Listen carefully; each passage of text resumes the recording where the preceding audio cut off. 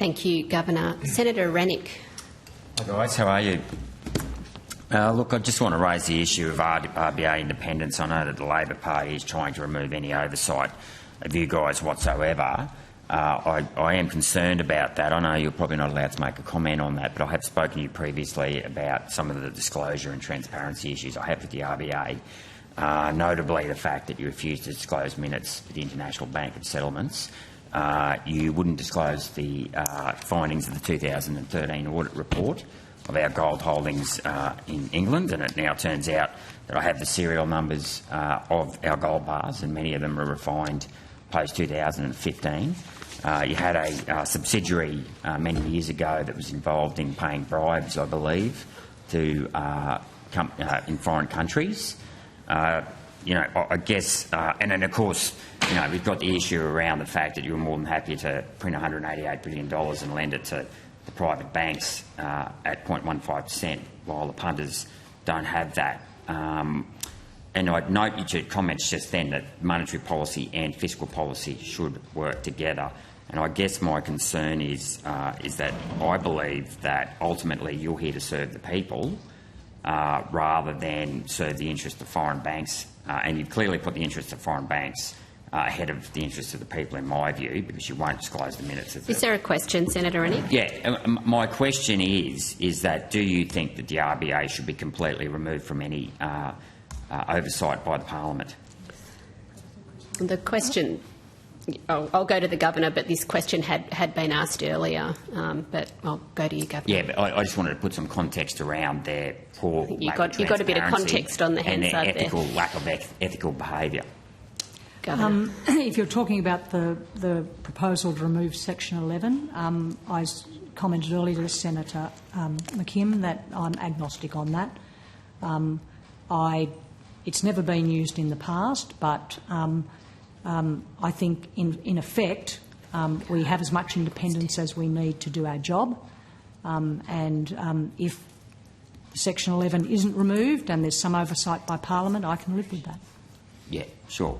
It's probably the lack of oversight by the Parliament, really. You've got to wonder why we didn't do something like remove one of the RBA governors when it was found out that your subsidiary was actually bribing foreign countries. Or even these. And I note that you've got here, when you have disclosed these, that these serial numbers aren't for public disclosure. Mm-hmm. I'm curious as to know why you think the fact that these gold bars, many of the gold bars, have been refined since 2015, despite the fact that Guy Debale, former Deputy Governor of the RBA, said our gold bars had never moved, and yet here they are being refined completely new again in 2015 up till late as 2020. Why do you think that the public shouldn't be made aware of this and see these serial numbers for themselves? Because these serial numbers going public would actually put more pressure on the Bank of England from being able to actually lend these gold bars out. If they turn up in another vault somewhere, they'd quickly be identified as belonging to the people of Australia. I can try and address that as best I can. We do lend out gold from our stocks, and typically what happens, not in every case, typically what happens for the Bank of England, it's a change in who owns that gold on a ledger, and the gold doesn't actually move its physical location within the Bank of England. And just when a bank lends a customer some cash, they don't ask for exactly the same serial number to be paid back on that note. When they receive it back from the customer, when they're repaying their loan, they'll receive money of a different form. The same thing happens with the gold bars. But the serial numbers of our gold bars should not change. Otherwise, you cannot audit, and what you will get is you will get an oversale so this is your of gold last bars. Question.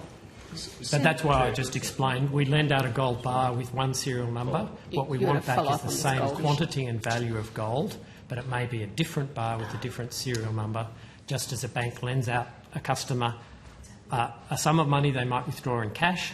The bank doesn't say we want exactly the same notes physically back. International standards around gold is fungible. Okay. One gold bar. Sorry, is if you don't mind, I'm familiar with international accounting standards. I've got good experience in this. It's incredibly important that these gold bars, if these are our serial numbers, they do not change. Okay. Because if you can change gold bars, the serial numbers of gold bars, then you cannot trace the gold bars. Okay. That's the whole point. Senator so are you Rennick, saying that these serial numbers change? Yes. Okay, well, that's not proper accounting policy. So gold the is value of our gold holdings does not change. No, Okay. no, well, that's not right. Okay, this is exactly why this needs to be disclosed, Okay, because thank you were you. engaging in market Thank you, manipulation. Senator Rennick. Thank you.